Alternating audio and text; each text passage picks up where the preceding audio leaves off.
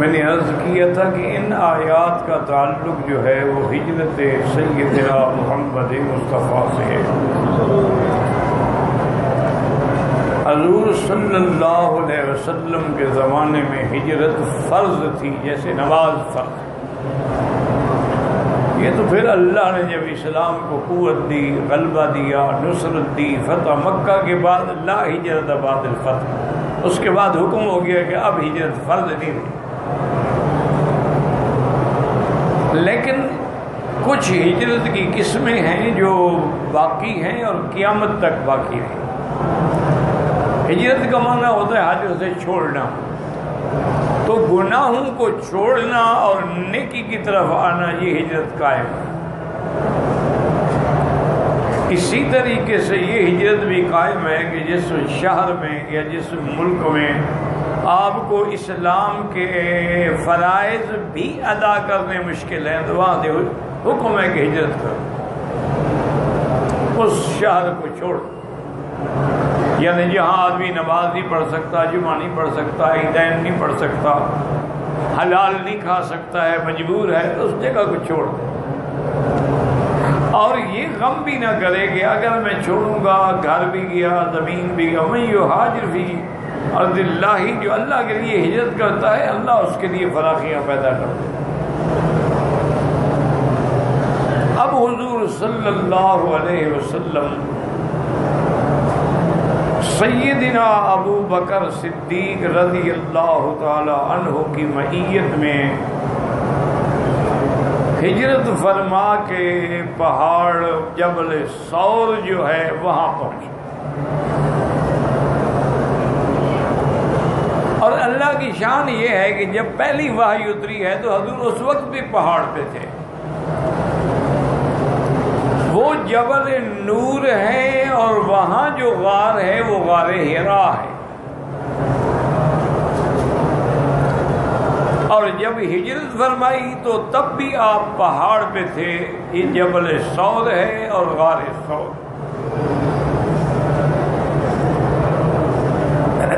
اب یہ تو تعمیرات اب ہو گئی نا جی، اب نقشہ ہی بدل گیا، دنیا ہی بدل گئی۔ لیکن جب یہ عمارات نہیں بنی تھی، اگر غار حرا پہ کھڑے ہوں تو کعبہ نظر آتا تھا، اور غار ثور پر بھی چوٹی پہ کھڑے ہوں تو کعبہ شریف نظر آتا تھا۔ اور اسی طرح غار حرا جو ہے یہ جانب اعلیٰ ہے، اور غار ثور جو ہے یہ جانب اسفل ہے۔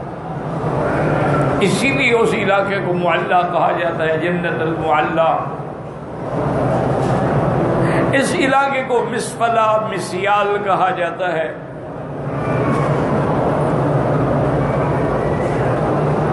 تو اب حضور صلی اللہ علیہ وسلم کی اس ہجرت میں جو مواعظ ہیں، جو سبق ہیں، ان کو سمجھیں۔ یہ معنی نہیں ہے کہ بس حضور نے ہجرت فرمائی بس مدینے سے چلے گئے۔ اس میں اسباق ہیں کہ انسان کو اللہ کے دین کے لیے، اللہ کی توحید کے لیے، اللہ کی رضا کے لیے گھر چھوڑنا پڑتا ہے، اور یہ سنت انبیاء ہے۔ دوسرا سبق یہ ملا حضور پاک نے امت کے لیے کہ اس راستے میں تکلیفیں آتی ہیں، اسباب بھی اختیار کریں، ورنہ اگر اللہ چاہتے تو جبریل علیہ السلام کو حکم دیتے اور آپ کو 1 سیکنڈ میں بھی مدینے سے پہنچا دیتے۔ یعنی کہ مشکل کیا تھی؟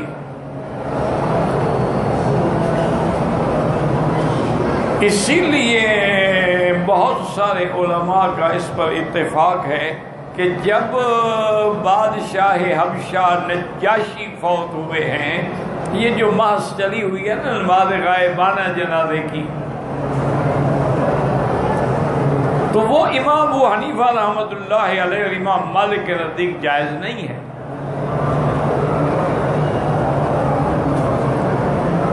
لیکن امام شافعی رحمۃ اللہ علیہ اس کو جائز فرماتے ہیں، اور وہ یہی دلیل دیتے ہیں کہ حضور پاک نے نجاشی کا جنازہ پڑھا ہے، اور نجاشی تو حبشے میں تھا اور حضور پاک مدینہ منورہ میں تھے.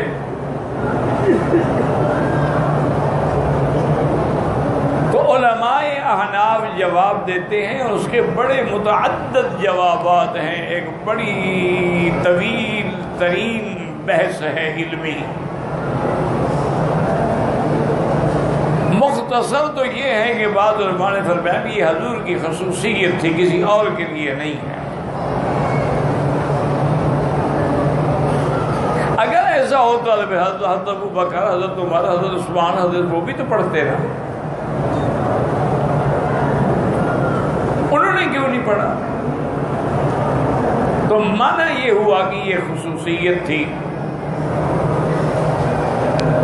اور بعض علماء یہ فرماتے ہیں کہ چونکہ وہاں نجاشی کا جنازہ پڑھنے والا مسلمان کوئی نہیں تھا اور وہ حضور پہ اسلام لا چکے تھے اور حضور کے محسن تھے. حضور کی شادی جو بی بی ام حبیبہ سے ہوئی ہے وہ شادی کے وکیل تھے اور تمام خرچہ اور حق المہر اور جہیز دے کے روانہ کرنے والا یہ بادشاہ نجاشی تھا.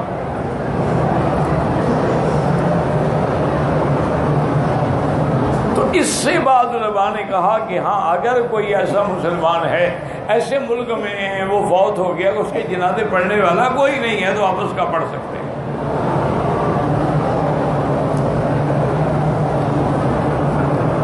اور بعض علماء فرماتے ہیں کہ نہیں، اللہ تعالیٰ نے حکم دیا کہ راستے کی تمام حجابات جو تھے وہ ہٹا دیے گئے اور حضور پاک جب جنازہ پڑھا رہے تھے تو گویا جنازہ دیکھ رہے تھے اور صحابہ بھی کہتے ہیں ہمیں محسوس ہوتا تھا گویا آگے ہمارے جنازہ ہے.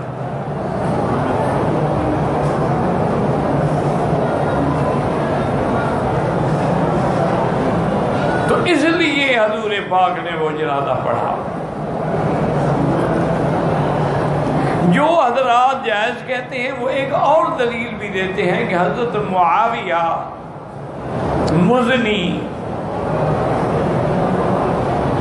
مدینہ منورہ میں فوت ہوئے رضی اللہ عنہ وارضاہ. حضور صلی اللہ علیہ وسلم تبوک میں تھے.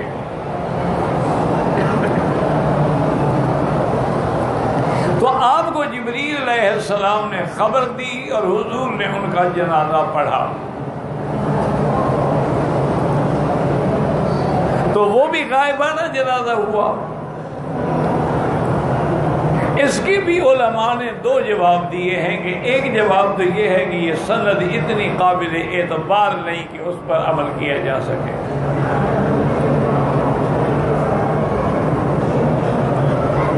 اس میں ایک راوی ایسے ہیں جو صرف ضعیف نہیں بلکہ وضاع بھی ہیں، یعنی حدیثیں بناتے تھے.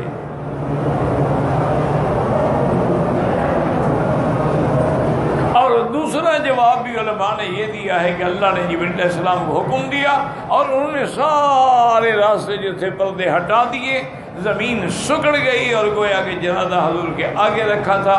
اور یہ بھی روایات میں ہے کہ اس جنازے میں اللہ کے 70,000 فرشتے بھی شریک ہوئے. تو اس سے بھی یہ نکلا کہ وہ حضور کی خصوصیت ہے.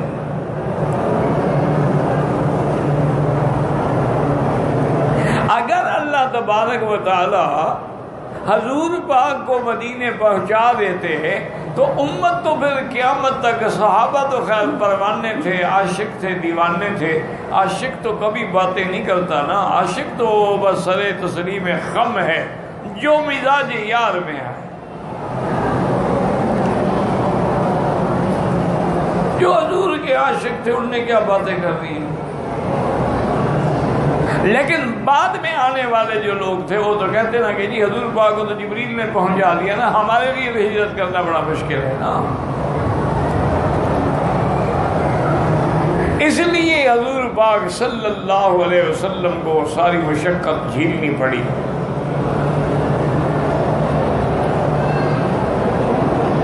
اور پھر اس ہجرت میں سب سے بڑی وفاداری، جان نثاری اور عشق کی آخری حد جو ہے وہ حضرت ابو بکر صدیق.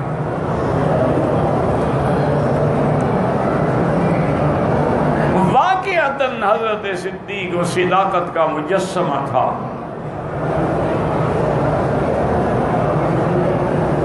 اور اس کا پورا گھرانہ حضور کی ہجرت میں ساتھ ہے.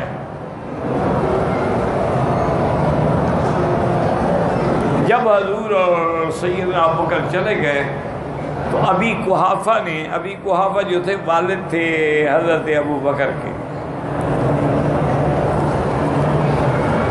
اور یہ شرف بھی صرف ابوبکر کو ملا ہے کہ آپ بھی مسلمان ہوئے، والد بھی مسلمان ہوئے، اولاد بھی مسلمان ہوئی، بیٹیاں بھی مسلمان ہوئی، اور کسی صحابی کو یہ شرف نہیں ملا.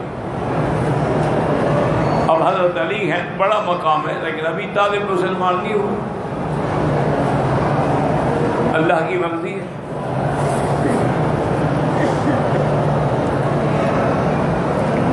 تو اب اس امتحان ہجرت میں یعنی صدیق کا پورا گھرانہ، آپ کا غلام عامر ابن فہیرہ، آپ کا بیٹا عبداللہ ابن ابی بکر، آپ کی بیٹی اسماء، سب آئے، سب اس میں شریک ہیں.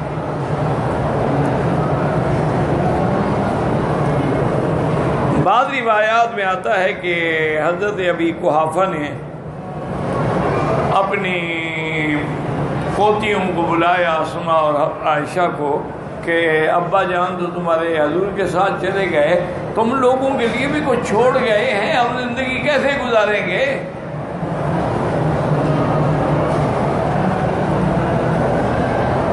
تو دونوں بیٹیاں، دونوں بہنیں بڑی ذکی تھیں. ان نے فوراً پتھر اٹھائے اور ایک چھوٹی صندوقی میں رکھے اور اس پر کپڑا ڈال کے، ابا نابینا ہو چکے تھے ابی قحافہ، ان کا ہاتھ رکھا اور ہلایا کہ اتنا پیسے چھوڑ گیا ہے دادا، فکر نہ کرو. اچھا الحمدللہ، چلو شکر ہے ہم کسی کے محتاج نہیں. حالانکہ وہ اندر پتھر تھے.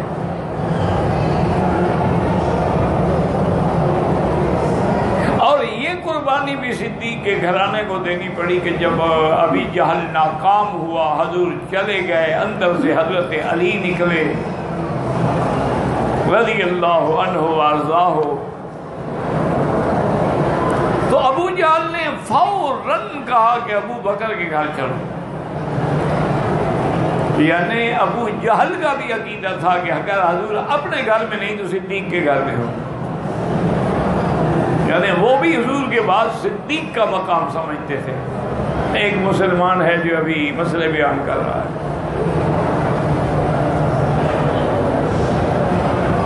ابی جہل لعنہ اللہ جب ابو بکر کے دروازے پہ پہنچا تو زور سے دروازہ کھٹکھٹایا بڑی شدت سے. بڑا لمبا تڑنگا جوان تھا ابی جہل، 6 فٹ سے نکلتا ہوا قد تھا، بڑا کثرتی بدن تھا، بڑا جنگجو آدمی تھا.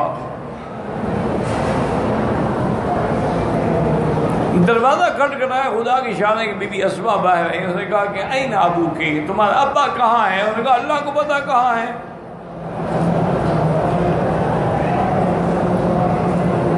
غصے میں ابی جہل نے تھپڑ مارا.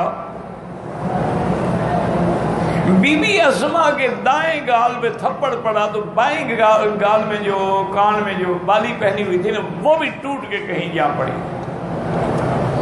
اتنا زور سے تھپڑ مارا. لیکن صدیق کی بیٹی ہے، چٹان بن کے کھڑی ہے. اس نے کہا ابی جہل کیوں مارتے ہو؟ ہمیں کیا پتا ہے کہ حضور کہاں ہے یا ابو بکر کہاں ہے؟ اور وہ سچ کہہ رہی ہے، ان کو کیا پتا کہاں پہنچے. ابو جہل اب یہاں سے بھی ناکام ہو گیا. اب اس نے حضور صلی اللہ علیہ وسلم کے نقش پا کا اندازہ کر کے اپنے نوجوان جنگجوؤں کو لیا اور آپ کو ڈھونڈنے کے لیے نکلے، کوئی کسی طرف کوئی کسی طرف.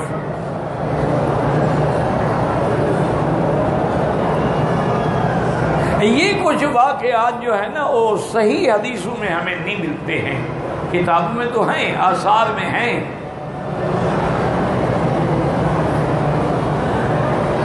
ایک تو یہ واقعہ کہ بھی اللہ نے حکم دیا اور عنکبوت نے، جسے آپ مکڑی کہتے ہیں، اس نے غار کے دروازے پہ جالا تن لیا. ایک کبوتری کو حکم دیا تو اس نے فوراً آ کے وہاں اسی غار کے اوپر بیٹھ کے انڈا دیا۔ اسی طرح سیدنا ابو بکر جب غار میں تشریف لے گئے، ساری غار صاف کر دی، ایک غار کے اندر سوراخ بچ گیا تو وہاں اپنی ایڑی رکھ کے بیٹھ گئے اور سامنے ڈس رہے۔ یہ واقعات کسی صحیح حدیث میں نہیں ہے۔ اصل مشکل تو یہی ہوتی ہے نا جی کہ جب کوئی واقعہ ہو نا تو بڑھا دیا ہے ذیب داستان کے لیے، کچھ اس میں کسی بڑھائے بھی جاتے۔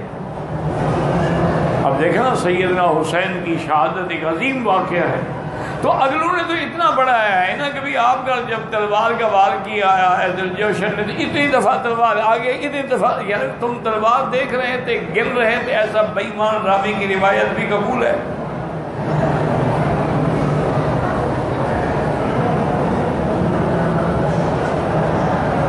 کچھ قصے بڑھا بھی دیے جاتے، لیکن جب ہمیں قرآن و حدیث میں صحیح واقعات کا معلوم ہے تو پھر دوسرے قصوں کی طرف جانے کی ضرورت کیا؟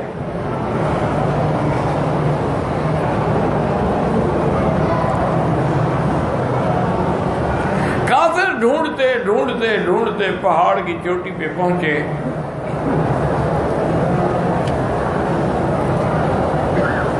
اسی کا راستہ جو ہے نا جی، اسی کو مخطط الہجرہ کہتے ہیں، جو کہ حضور اسی طرف سے ہجرت فرمائی ہے نا۔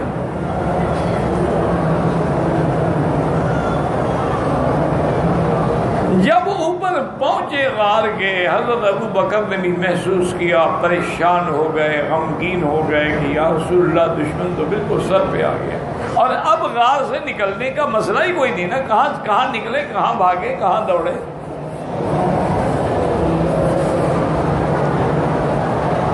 بہرحال صدیق کی صداقت اپنا مقام ہے، لیکن نبی کی نبوت کا اپنا مقام ہوتا ہے۔ اللہ نے جو اس کو مقام دیا ہے وہ تو کسی کو نہیں دیا ہے۔ اس وقت بھی حضور بالکل مطمئن بیٹھے ہیں، فرمایا ما ظنک باثنین اللہ ثالثہما۔ ابو بکر تم کیوں غم کرتے ہو جن دو کے ساتھ تیسرا اللہ کی ذات ہے، تو ہمیں کیا ڈر ہے؟ ساتھ ہونے کا معنی یہ ہے میرے بھائی، مصیبت تو یہ ہے نا کہ جتنے باطل فرقے ہیں وہ بھی انتظار میں بیٹھے ہوتے ہیں کہ کوئی موقع ملے تو عقیدہ گھڑے۔ ان لوگوں نے یہ بنا رکھا ہے کہ ساتھ ہونے کا معنی یہ ہے کہ بالکل اللہ بھی آپ کے ساتھ بیٹھے ہوئے تھے۔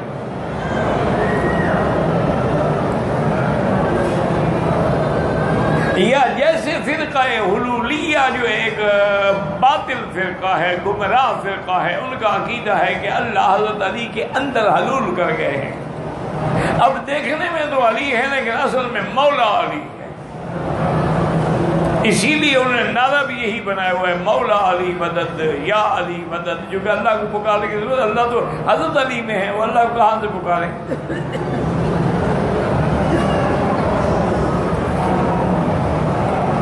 اس قسم کے عقیدے رکھنے والے آدمی جو ہیں ان کے کفر میں کوئی شبہ نہیں ہے، اور تمام ائمہ کے نزدیک وہ کافر ہے۔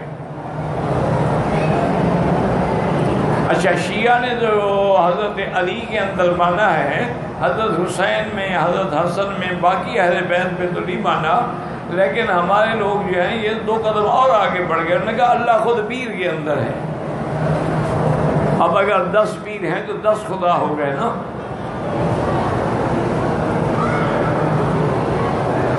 ظاہر میں ہے پیر فرید، باطن میں ہے اللہ۔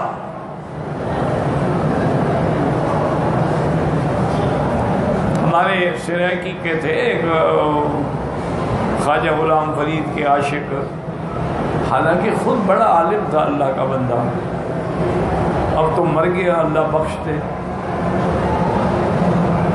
خود وہ اچھا خاصا مولوی تھا، عالم تھا، لیکن بس حضرت خواجہ صاحب سے عشق تھا، تو ان کے عشق میں اس نے سریکی زبان میں لکھا تھا کہ چاچڑ وانگ مدینہ نسدم کوٹ مٹھن بیت اللہ۔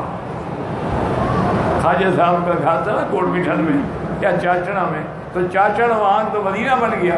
کوٹ مٹھن بیت اللہ، ظاہر وچ ہے پیر فریدن، باطن وچ ہے اللہ. لا حول ولا قوت الا باللہ. اور تو کوئی جواب نہیں.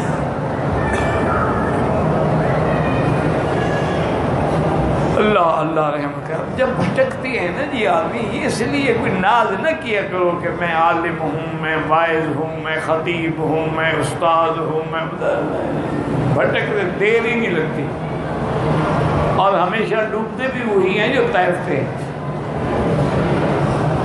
جس باہر سے دریا کے باہر کھڑا ہو، اسے کیا ڈوبنا ہے؟ یہ جو اپنا قادیانی کو نبی بنانے والا تھا، یہ بھی تو مولوی تھا، نور الدین حکیم نور الدین کے نام سے بڑا مشہور تھا.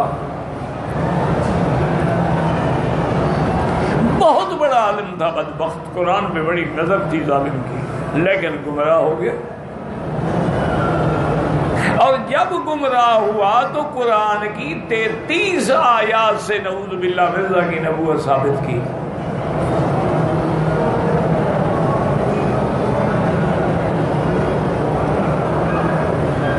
ایک دفعہ ایک ڈرامہ بنایا گیا تھا کہ اللہ تعالیٰ سب انبیاء کی تحقیق فرما رہے ہیں، تو ہر نبی آتے گئے تو اللہ نے فرمایا ہاں اس کو میں نے نبی بنایا ہے. سارے آتے گئے آتے گئے آتے گئے. آخر میں جب مرزا آیا تو اللہ نے فرمایا اس کو میں نے تو نبی نہیں بنایا، یہ کون ہے؟ شیطان کھڑا ہو گیا اور کہا اللہ میاں میں نے آپ کے لاکھوں برداشت کیے ہیں، ایک میرا بھی تو قبول کر لیں، اس کو میں نے بنایا. تھا تو ڈرامہ، لیکن واقعی بہت بڑا سبق آموز تھا. بعض ڈرامے جو ہے نا وہ بھی کام کر جاتے ہیں. تو اس لیے اب آپ دیکھیں کہ سیدنا صدیق کا پورا گھرانہ عشق رسول میں ہے.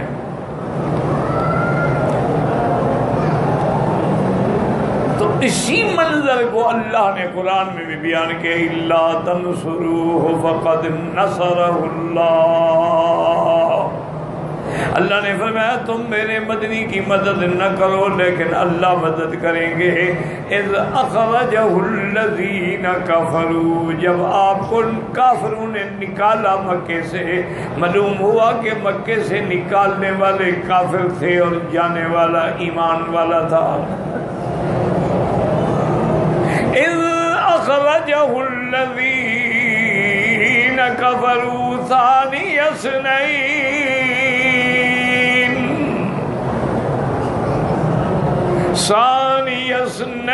اذ ہما فی الغار اذ یقول لصاحبہ لا تحزن ان اللہ معنا.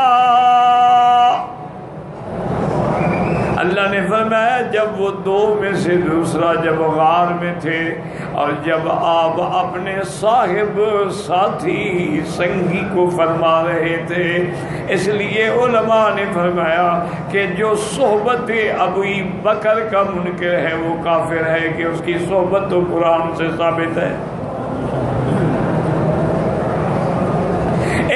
يقول لصاحبه لا تحزن. یاد رکھیں کہ اللہ نے یہاں یہ نہیں فرمایا کہ لا تخف، چونکہ خوف اپنے لیے ہوتا ہے، حزن دوسرے کے لیے ہوتا ہے. آدمی کو خود کوئی بات ہو تو خوف، جیسے موسیٰ علیہ السلام نے سانپ دیکھا ڈر گئے، اللہ نے حکم دیا خذھا ولا تخف، مت ڈرو. لیکن یہاں لا تخف نہیں ہے. اللہ جانتے تھے کہ آخر دور میں منکرین صدیق آئیں گے، منکرین صحابہ آئیں گے اور وہ بہانے بنائیں گے. انہوں نے کہا جناب ابو بکر تو شور مچا رہا تھا تاکہ آواز سن لیں اور پکڑ لیں، اس لیے تو قرآن اترنا پڑا، وحی آئی، حضرت کو تسلی دینی پڑی، چونکہ حضرت ابو بکر چیخ رہے تھے. اور یہ اتنا بڑا جھوٹ ہے نا کہ 1400 سال میں کسی نے نہیں بولا ہوگا. بھائی اگر ابو بکر چیخ رہے تھے، مکے والے کافر جو اوپر کھڑے تھے ان نے تو نہیں سنا، تمہارے ملنگوں نے کہاں سے سن لیا ہے؟ بھائی اگر وہ سنتے پکڑ نہ لیتے، ان کو تو آواز نہیں پہنچی، ان کے ملنگوں کو آواز آ گئی. چونکہ ان کا تو مذہب ہی اسی پہ ہے نا، آواز آتی ہے، راوی کہتا ہے، نہ راوی کا پتہ ہے نہ آواز کا پتہ ہے.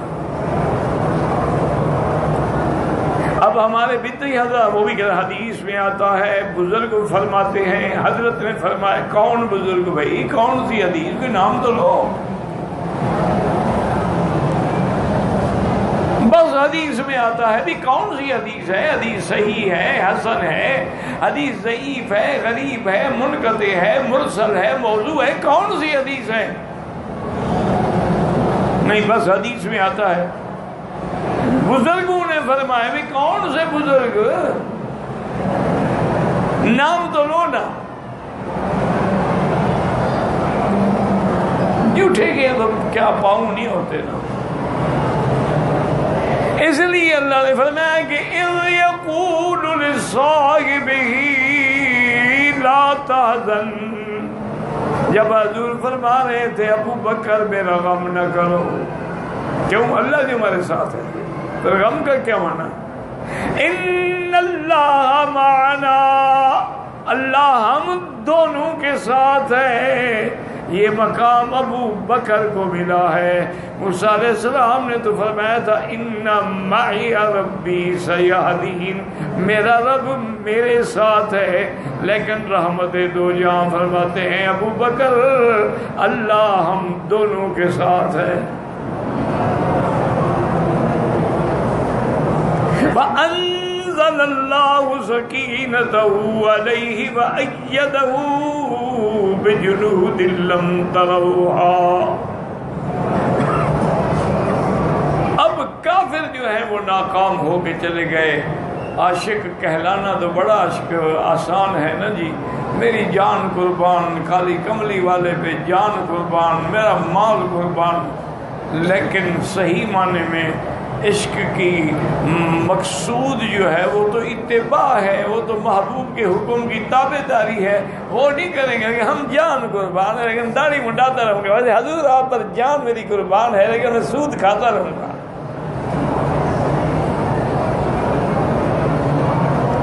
یہ تو پتہ نہیں کون سے مسلمان ہیں، اللہ ہدایت دے. بس یہ ہے قربانی کہ ایک دفعہ حضرت قاسم نانوتوی رحمۃ اللہ علیہ کے انگریزوں کا زمانہ تھا، وارنٹ گرفتاری جاری ہو چکے تھے. اور صاف بات ہے اس زمانے میں جو بھی اہل حق پکڑا جاتا تھا انگریز فوراً پھانسی پہ لٹکا دیتے تھے.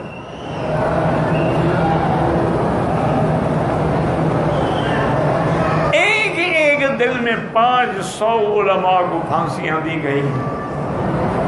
ان کے حجام بلا کے اس طرح سے چمڑے اتارے گئے.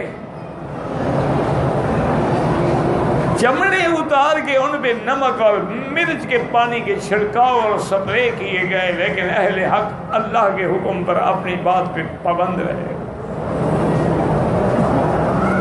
علماء حق جب سولیوں پہ لٹک رہے تھے تو تیرے پیر جو ہے یہ ڈگریاں لے رہے تھے، یہ جائیدادیں لے رہے تھے، یہ جاگیریں لے رہے تھے انگریز سے.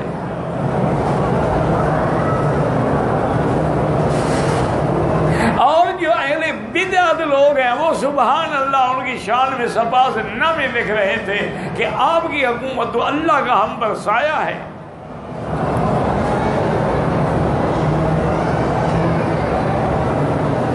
اِنَّ لِلَّهِ تاریخ ہے اس میں. مولوی مکی بدری کی کیا بات ہے؟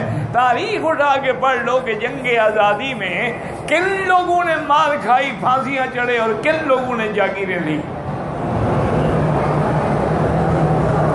کن علماء کو مالٹا میں قید کیا گیا اور کن علماء کو شمس العلماء کے سرٹیفکیٹ ملے. کسی کو سر کا خطاب ملا، کسی کو ڈاکٹر کا خطاب ملا. یہ کون تھے؟ تاریخ اٹھا کے پڑھ لو، سب کو لکھا ہوا ہے.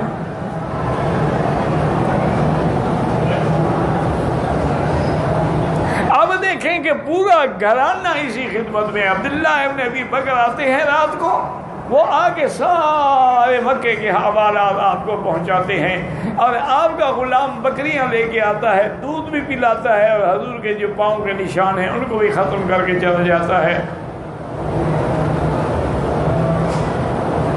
تو حضرت قاسم نانوتوی کو دوستوں نے کہا کہ حضرت آپ چھپ جائیں، پکڑے گئے تو پھانسی کر جائیں گے۔ حضرت چھپ گئے۔ 3 دن کے بعد ساتھیوں نے دیکھا کہ حضرت اپنے مدرسے میں کھڑے نماز پڑھ رہے ہیں، تو وہ آئے، انہوں نے کہا حضرت بڑے چھپے ہو۔ فرمایا بھائی چھپ تو گیا تھا، لیکن پھر خیال آیا کہ حضور تو غار میں 3 راتیں رہے تھے، اس سے زیادہ رہنا میرے عشق نے قبول نہیں کیا۔ انہوں نے کہا سنت یہی ہے، بس پھانسی چڑھنا چڑھ جائیں گے۔ اللہ اکبر، اللہ نے رکھنا تھا رکھ لیا، انگریز بھی کچھ نہ کر سکا۔ جن کو خدا نے محفوظ رکھنا ہو، دشمن کی طاقتیں کیا کر سکتی۔ 3 دن کے بعد جس کافر سے معاہدہ کیا تھا وہ اونٹنیاں لے کے آیا، اور حضرت آقا انعامدار سیدنا ابو بکر، آپ کا خادم عامر بن فہیرہ، اور وہ راہبر جو تھا وہ ساتھ لے کے چل پڑا، اور انہوں نے وہ راستہ اختیار کیا پہاڑوں کے اندر سے۔ یہ جو مکے اور مدینے کی سیدھی سڑک تھی یہ اختیار نہیں کی، ان کو پتا تھا نا کہ کافر ہر جگہ پہلے لگائیں گے۔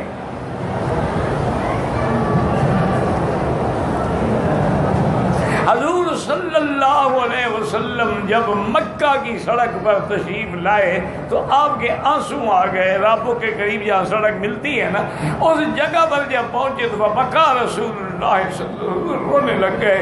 حضرت صدیق نے پوچھا حضور ماذا یبکی کا، کیوں؟ فرمایا میں نے جب اس سڑک کو دیکھا مجھے مکہ یاد آ گیا۔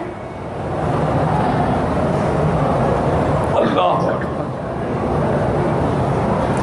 غار میں ہو نبی، مزار کے اندر آپ اپنے سفر میں ہو نبی، اللہ نے فوراً وحی اتاری، ان الذی فرض علیک القرآن لرادک الی معاد۔ میرا مدنی اطمینان کرے، تیرا رب فرماتے ہیں جس نے آپ پہ قرآن اتارا ہے وہ وعدہ فرماتے ہیں کہ ہم تمہیں پھر مکے میں لائیں گے۔ یہاں قرآن کے نازل ہونے کا کیا مطلب ہے؟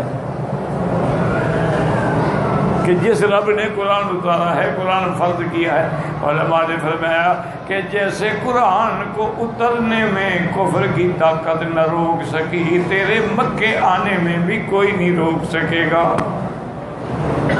واللہ اعلم۔